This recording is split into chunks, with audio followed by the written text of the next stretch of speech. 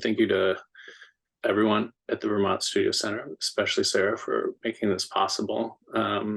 Like Sarah said, this does grow out of a previous reading with Hannah Emerson, who is a good friend of mine and published in the Multiverse series that I edit, and just overjoyed that it led to my friendship and partnership with Rowan, who's one of my favorite writers. So it felt only right to come back here and, find a way to honor that. So this is, in a very last minute way, we pulled it together as at the 11th hour. We're able to offer, put it in the chat right now, Rowan's first chapbook for pre-order. And you can right now, I'm putting it in there now, is that you can, I love that Rowan's very excited. You can download, you can buy the digital download, which is only $5 immediately, or you can pre-order the hard copy that will come to you soon. Maybe not super soon, but soon enough in the new year. So check that out, because I will definitely be, Rowan has asked me to present poems from that chapbook later, so I'll read my poems first, and then that will be the main event. So I wanted to start with a book that I wrote that Sarah mentioned, May Tomorrow Be Awake, on poetry, autism, and our neurodiverse future. I've been working with neurodivergent writers for almost 20 years, and wrote a book about it. And about the heart of the book really is how non-speaking autistic writers are pushing us to discover more creative, resourceful, and ethical ways to be humans, and how their poetry is really the kinds of wisdom, mentorship that we need right now to face the problems that are all around us. But I'll read just a little bit from the introduction, which gives you a sense of some of my ideas around it. We all seek patterns, but neurodivergent individuals tend to seek them out with a combination of knack and urgency that is startling and not coincidental. In 2010, Camilla and Henry Markram posited the intense world theory, which explores the way autistic neurology is characterized by ways of processing the world that are both uniquely dynamic and uniquely complex. They posited that autistic minds aren't under-resourced, as was often considered to be the case, but over-connected. They noted that the fabric of autistic brain circuitry is much more dense and ornate than in the general population. This is one key to understanding why many young children seem to regress into autism around age 2 or 3, just at the time when most young brains are beginning to prune neurons away for a more streamlined set of connections.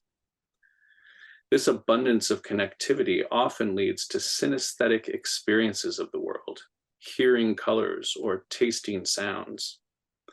But it can also create a sort of cognitive and perceptual feedback, the bandwidth too wide to be processed amid the chaos of neurotypical life. If, as intense world theory argues, we think of the autistic brain as being like a supercomputer, we can begin to understand how crucial context and environment are to the success of that processing potential. Denizens of the intense world desire a means to tune out sensory feedback and tune in the deep focus of perception, turning intensity from foe to friend. Though it's clear that this vocabulary of processing can be useful, I also want to push back a little on the neuroreductive objectification this supercomputer metaphor can engender, for it threatens once more to obscure the essential humanness of autistic experience. My students and I relate as friends, trusting that we're each there to listen and learn, to extend kindnesses and generosities that befit our ever-evolving fellowship. So while neurological frameworks may be helpful in conceptualizing autistic cognition, teaching and learning is something entirely different. It's two people sitting with each other, looking to connect, watching for meaning in movement, listening for moments in language that resonate and exhilarate. I believe the sensuous patterns and dynamic formal possibilities of poetry are uniquely designed to help autists translate aspects of their intense multidimensional thought into linguistic expression. Poems carry the dynamism embodied in movement and help organize the innate movement of the body into thought, initiating a complex dance that one of my students, Amen Bukela, calls motioning truth. And again, I think it's important to note that this process of motioning truth isn't unique to autists. Through routine, habit, predilection, we all summon the patterns that might help us grasp our own truths and meet the challenge of any moment. But those challenges, especially for many of my autistic students, feature a bracing combination of sensory intensity and motor perplexity that can set the world swirling. No wonder then that they move so often toward the anchor pattern and poetry provide. Though these patterns arise differently for each person, there are overlaps, a confluence of ways in which we begin to find commonality. Poems can be a meeting ground where we share our complementary experiences of the world. Poems and patterns can ground us, and the commons of our overlapping ground can be a place where we grow consensual, neurodiverse futures. So that's from May Tomorrow Be Awake, which I wrote before Rowan and I started working together, although I was able to thank him in the dedication. But you'll find work by a dozen other non-speaking autistic writers in this book, and there's an anthology in the back that has poems that I think you'll love. All right, I'm gonna read one poem from my book of poetry, my last one, Things to Do in Hell. I love patterns as well. We're both presenting poems tonight, and I will be reading my set and also Rowan's set, but only because Rowan has asked me to read his set of poems. I'm going to read a poem called Zealous. One of the patterns I'm really into is abecedarian poems, which move through the alphabet in a certain patterned way. So you may notice that as this poem is happening, although maybe you don't notice it too. That's part of the challenge of writing something like this. And then it actually goes through the entire book. There are 26 poems that are part of this abecedarian project. It's also maybe post-apocalyptic. You'll have to read it and find out. But this one is Zealous. I am alive at night.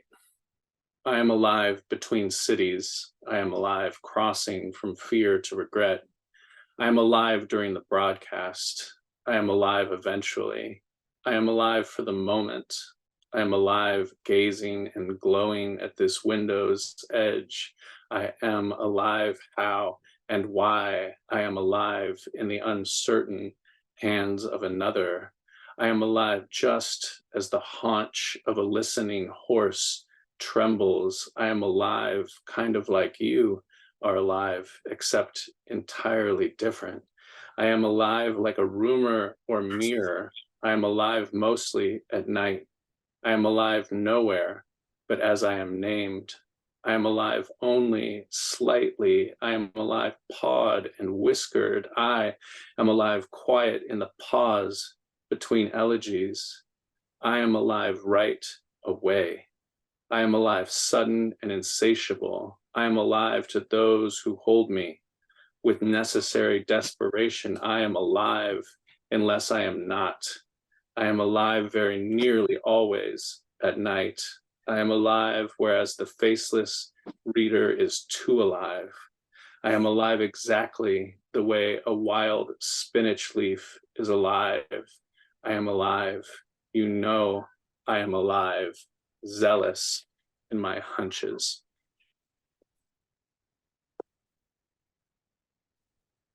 All right, I'll finish with 2 poems from a new project. So taking Rowan's brave lead and pulling out some new work. It's from a project of poems that are written in conversation with a medieval Welsh bard named Taliesin. In the Welsh bardic tradition, poets will often write poems in the kind of almost as channeling older poets. And I really love the poems of Taliesin, but I'm also, I have some problems with them. So it's kind of like I'm rewriting medieval Welsh poems, everything I love about them, while also trying to be anti-imperialistic and feminist and animist. So that's kind of like the translation of these in some ways. So the first poem I'll read is what I think of as the title poem, and it's based on this very famous Taliesin poem called The Battle of the Trees, which I thought was fitting to read in Rowan's honor. So this poem is called Sown Open. I will sway always before I stand as I sway through unnumberable forms, lofted upon them like foam upon the wave. My hand will first be a branch of oak, that twisted spiral light crotching the nest. I will hold a bird as wind does, knowing the need to veer. I will be plummet and star gleams long unlumbering drop, a word where light carves the pith of darkness, a book crowded like a forest where never one letter is unsacred, each of them scratched with a thorn's ardor and lit from within like a squid. I will sway and bridge 60 rivers also, will be the same bird I've released, a she-eagle, she-eagle fear grazing the empty war skiff, my swoop itself like braggot seeking the dark cauldron of a throat. I will be intoxication, downpour. I will be mayhem and hawthorn. I will be the raw buzz of a harp string that has slept unplucked for years. My fingers will first be cinders, and my hair the hedgerows ablaze. It is then that my unceasing song of I, not I, will leaf further, unfurl wherever the trees raise their arms in ecstasy. My song will be a sword that swings in the night against all rulers, all kings, all abominations that would seek to reduce our coral flower to mere feed. I will swing and sway the song of I, not I, aloft in the gale, unleashing every tongue that loves to batter a lackey's castle. I will be the broad, black, forked toad of Taliesin, 100 claws light and sharp on the necks of tyrants. I will be Ceridwen herself, steward of the spellvat and the broth. I, not I, each bubble and always both, the sword and the word sown open. All right. And I'll finish with a second Taliesin poem, which has the only mention of Rowan in it. This is based on the Taliesin poem Elegy for Uther Pendragon. It's called Enough. It will be we laughing who tear down the battlements. It will be we weeping who staunch the blood of mountains. It will be we singing who gather the grouse and the heather. Is not hilltop moss more ruddy and hardy than royal silk and iron? Is not Triffin's slate like solid deep water so cool upon the cheek? Do not Rowan berries glisten like clean rubies at dawn beside the well? Let praise arise among all that sing, hawk and river and raven.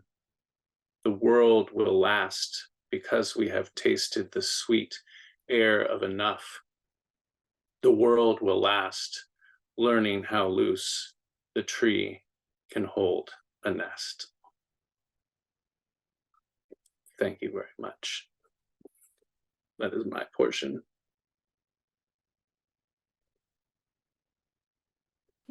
I'm curious, Rowan, if you want to say anything before I begin to read your poems tonight.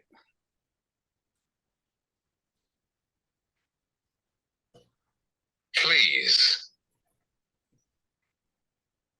enjoy and read with your. Please enjoy and read with your heart. I definitely will. And thank you, Rowan. I will. I always read your poems with my heart. So Rowan wanted to share a number of poems from the chapbook, mostly from the chapbook, and some new ones. And if you have already been able to download it, you can read along. We're going to start with a poem called Poem. Most of the poems are called Poem. And I will just move through them. And then Rowan will have a chance to add more afterwards. All right. Poem. Laugh at the ravenous, delicious, dainty dribble of your slow burning taste. You can gather your succulent feast before the onlookers. Take my vessel and be sparing in your thirst, to guzzle the magnificent wonderings of my combustive brain could leave a bruise, and I like you. So there's fair warning. Rowan's second poem. Frolic in the cascading fortune of your cosmic tide pool. Dream dance in the astroturf of your forgotten pleasure fields.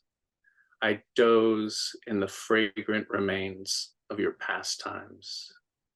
Dappled are the beams that bathe the soul. You take my hand always. Jump in.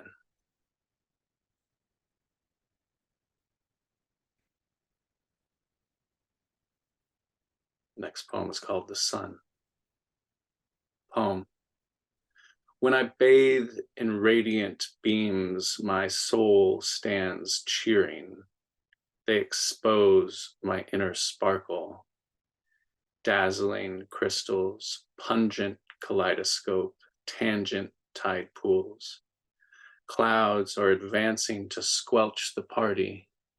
We devour the shade to illuminate and again bathe in our atomic wonder.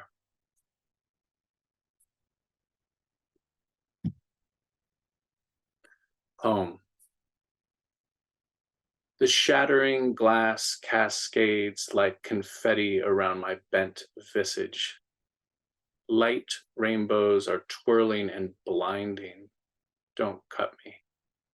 I must flee this storm, run, journey, depart and seek solace. Coming to a gentle bank, I fall on soft moss. I hear the running water and the dappled splashes releasing their tension with gravity. Sinking deeper, I breathe deep and fall into the mother's embrace.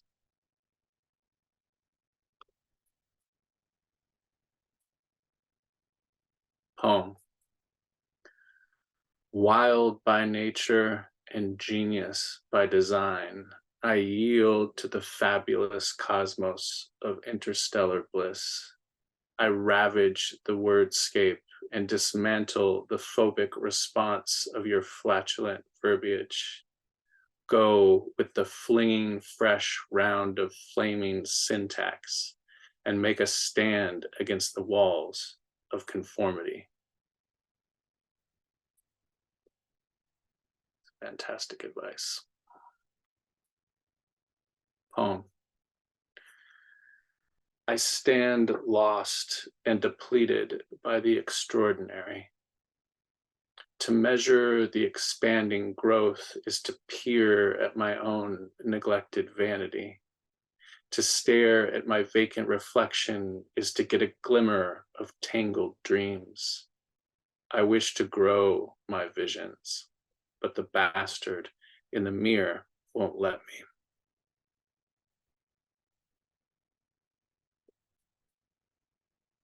Poem. Exposing the veins of the newly liberated vegetation, I yield to its encumbering embrace. We bob back and forth like old lovers in the twilight.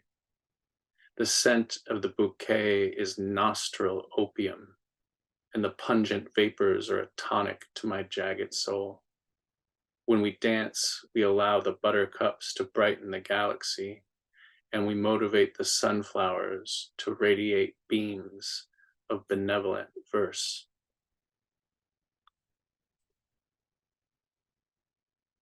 Poem. I like to linger on rainy days. I love to stand as I salute the coming deluge.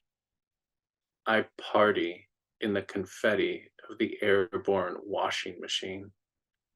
It helps me to clean the dirty laundry of my life.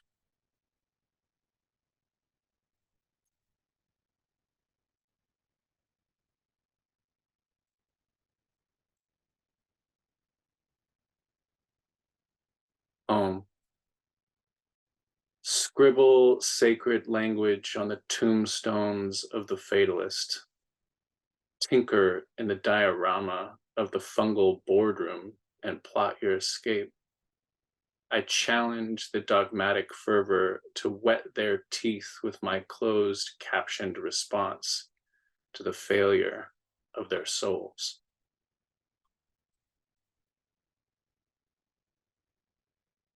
Poem. Dancing, dappled, drizzling, deft drops are plunging towards the expanse.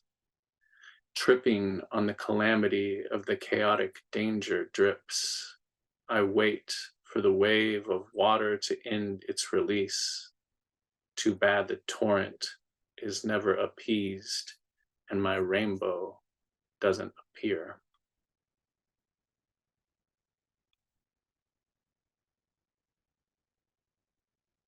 Poem. Searching for a blackberry, I find tangled thorns of a forgotten promise. I am fixed and stone cold satiated in the obvious transgression. I was complicit as I excel in the robbery of decent dreams. Carry off my savage anger so I can be left to the toxic fruit that I grew in my tormented berry patch.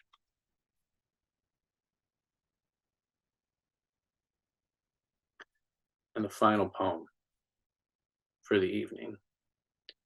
Poem. Standardized by the misgivings of tattered news clippings, I seek to free the vassal.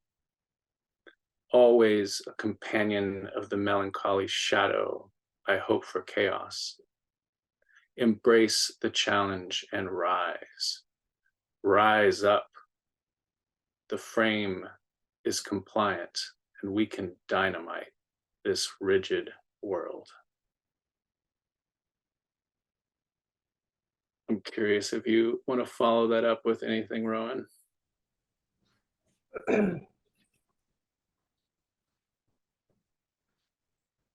Lovely. Reading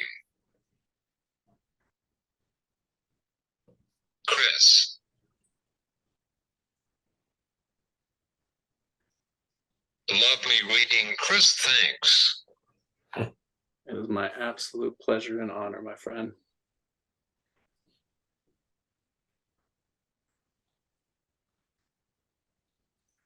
Hope.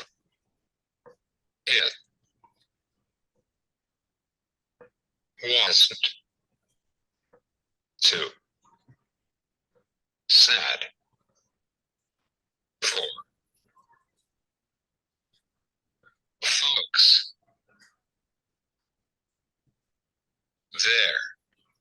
is a lot of hope in.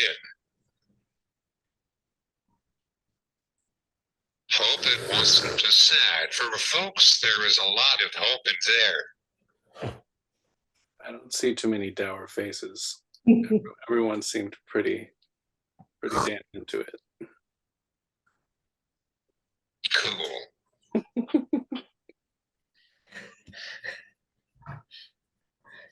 Thank you so much, Chris, and thank you, Rowan. If there are any questions, please drop them into the chat, and I will moderate a kind of a little short question and answer. Thank you so much for sharing both for your work. I guess I was wondering if you could start off talking about the frequency of how many times you meet, and Rowan, do you have just ideas like for first drafts that you're thinking about? And then does Chris help you revise or think of new directions for poems? So I can answer one part first, which is that we meet roughly every other week and have so for about a year and a half. Yeah, and then that Rowan nails it on the first try almost always. It's only my job to take it down into a document and just make sure everything is exactly the way he wants it.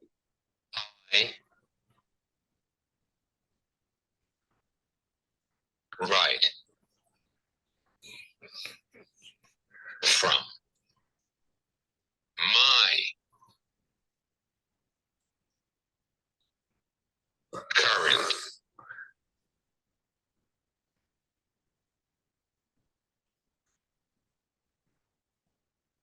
status.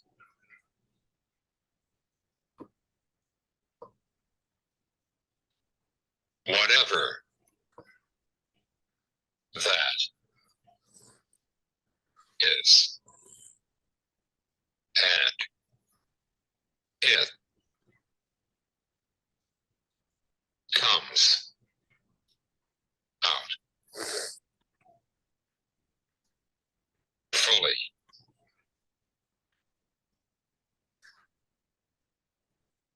I write from my current status, whatever that is, and it comes out fully formed.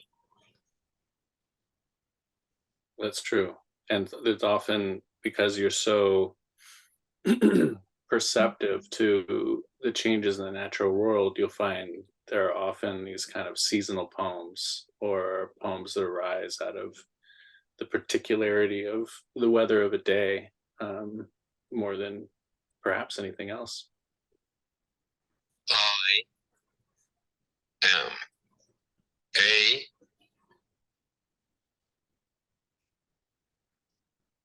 mirror on the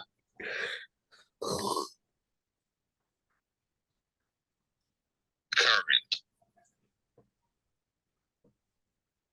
I am a mirror on the current state.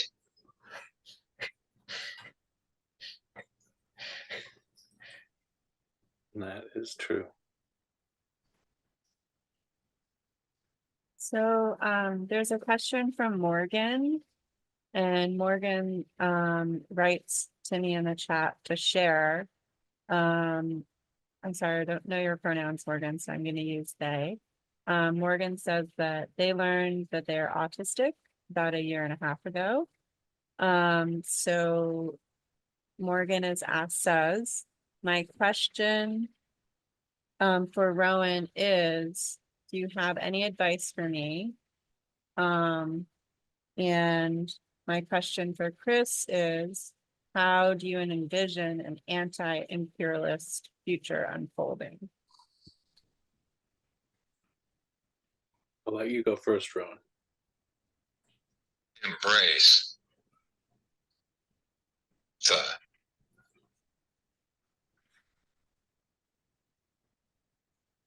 strange and let it lift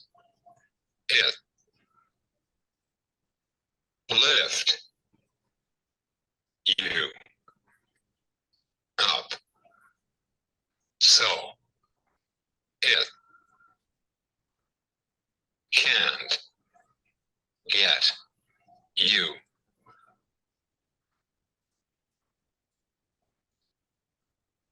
Embrace the strange and let it lift you up so it can't get you down.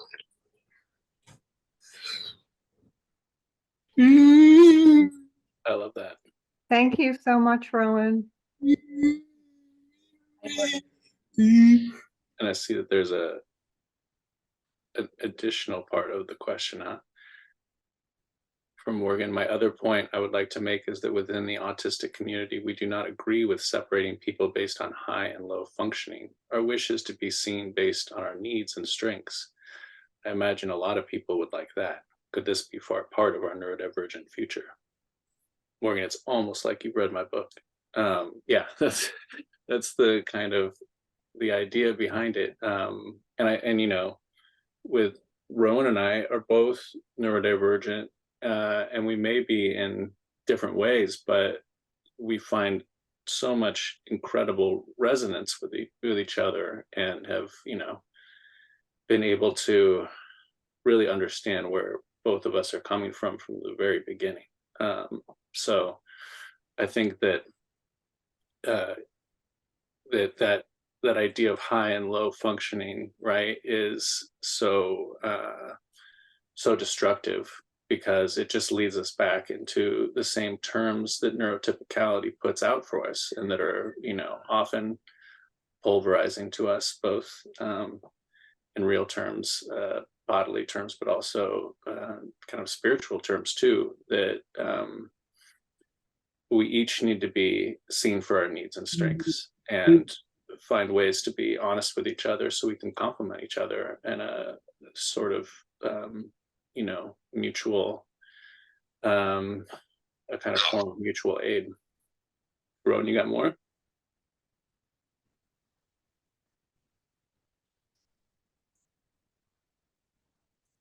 Boxes. They ruin the pasture of the. Get rid of boxes. They ruin the pasture of the soul. So is that get rid of boxes, they ruin the pasture of the soul?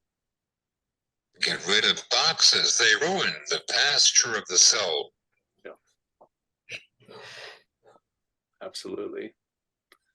And and it can be tough for someone who's newly diagnosed. I certainly went through this process a little, although I had so much help from autistic friends in figuring it out. But that, you know, autism itself is a box. And so it's important, but it's a great box at the beginning. It's so important to have found yourself there and have the resources that a kind of framework like that gives you. But then you also need to know how to return to yourself in a way that isn't boxed, so that your own version of what autism means to you can be completely your own, and can be as creative and resourceful as you are.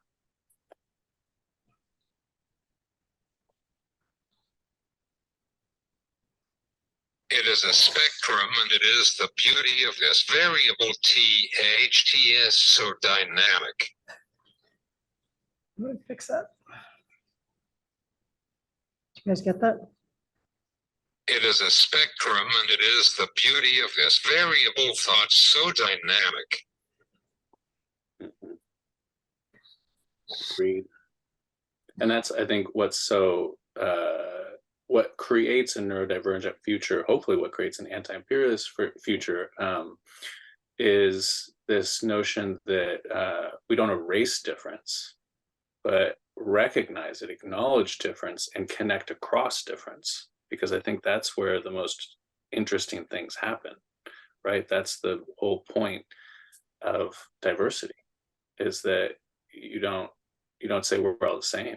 You say, oh my God, we're really different, and yet we can connect in this incredibly powerful way. Thank you for those wonderful exchanges. I had one question from Tara for Rowan. Tara is asking Rowan, are you describing your experiences or other beings' experiences? And what are your inspirations? Nature, people, colors, feelings? Everything is inspiration and to be inspired brings out. Everything is inspiration, and to be inspired brings out art.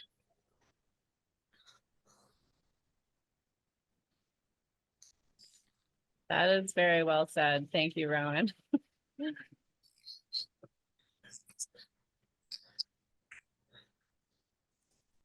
Beck, this is a question from Beck for Chris and Rowan. I am also neurodivergent and personally find that poetry can sometimes be an easier form of expression than prose or other modes of language. I'm curious about the choice of poetry specifically as a form of self-expression. What drew you to that form in particular? It works for me because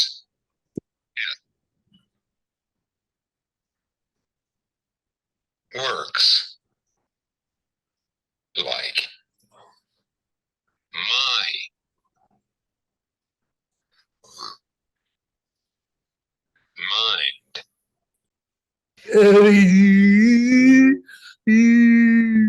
is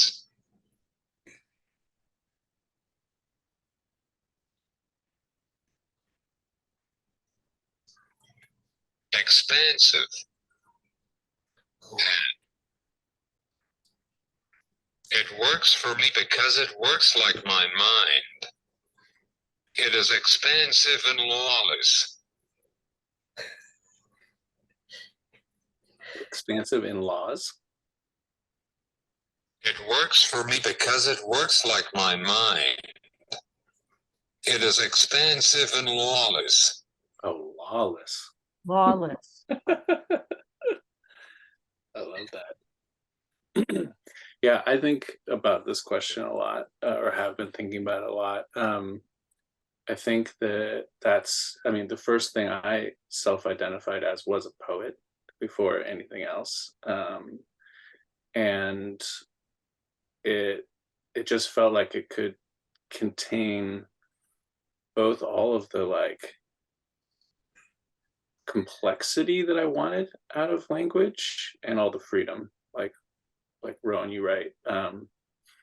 And I also have been thinking a lot about how, you know, it's said that, you know, there's this concept of masking for the way that we show up in social situations, right?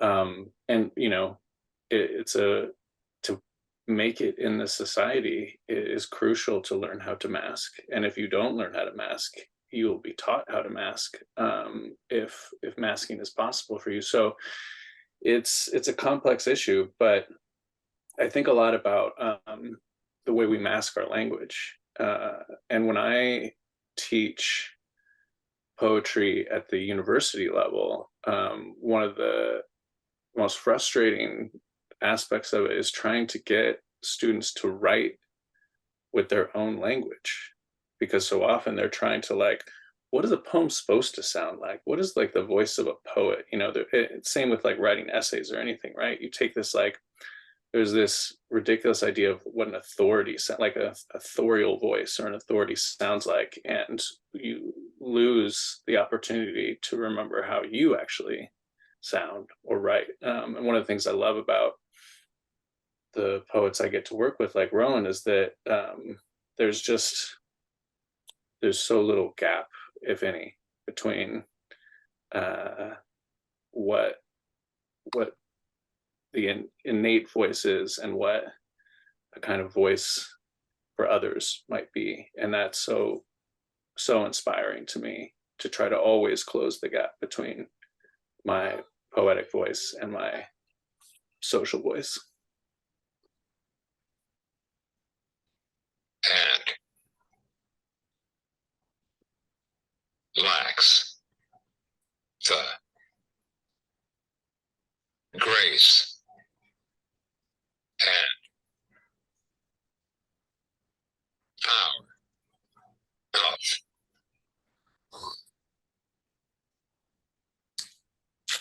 radical. The narrative is to set on rigid and lacks the grace and power of radical poems. So the narrative. You can do it again. Yeah, do you mind repeating what you said? The narrative is to set on rigid and lacks the grace and power of radical poems. Thank you so much for your definition of poetry as being expansive and lawless. I wrote that down to save that for later, to remind myself as I'm drafting new poems. Oh, we have two more. Okay, we'll have two more and then we'll close out for the night if everyone's okay. So from John says, "Thank you, Rowan. I loved your poems. I appreciate your openness and the way you articulate your experiences and insights through your verses. The poem with, quote, the airborne washing machine reminds me of a John Hartford song. I wonder, have you ever listened to his music? Thanks to you too, Chris." No. No, till we see Mike, check him out. Cool. I love getting suggestions from a reading of what to listen to or read to next. One last thing from Lynn, and then we'll close it out for the night. Lynn says, "This is your first public poetry appearance, Ro. I and others have been so looking forward to this evening. Thank you. How does it feel for you that close to 100 people are here because of you and your talent as a poet?" So glad it's on Zoom. So glad it's on Zoom. Yeah, the Zoom room is a special a special way to experience and connect with each other. I want to let you know that 162 people signed up tonight, which I'm so pleased to share with you. And we had around 86 people at the height of the Zoom room attendance. So those are amazing numbers, Rowan, and thank you, Really are. Chris. Rowan wanted to say one Everyone. quick thing. Okay, yes, of course.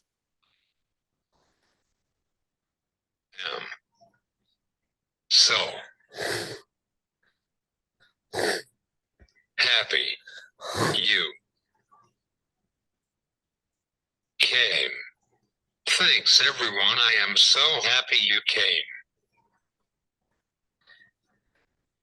Well, thank you for writing your poems and for sharing them with us. Thank you, Chris, for also sharing your work with neurodivergent, your student neurodivergent students, on also your own work. Thank you for collaborating with Vermont Studio Center on our second reading with you. And I look forward to future collaborations and Yeah, let's keep it Right. going. yeah. So this reading is being recorded. And we do some light editing. And if you had someone who wanted to come and they couldn't make it, please let them know that we will be lightly editing and then uploading it to our YouTube channel and then also to our website. So if you didn't click on those links already, go to Chris Martin's homepage to access his work. And then also you can order Rowan's chapbook. Congratulations, Rowan. Thank you, Chris. Thank you everyone for being here tonight. Have a great evening. Thank you for having us, Sarah. We really appreciate it. Oh Thanks. my God, such a pleasure. Oh.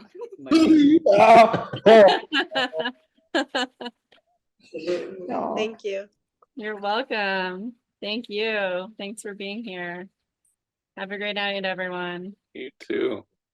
Stay safe out there. Looking forward to seeing you in the new year. Take care. Bye now.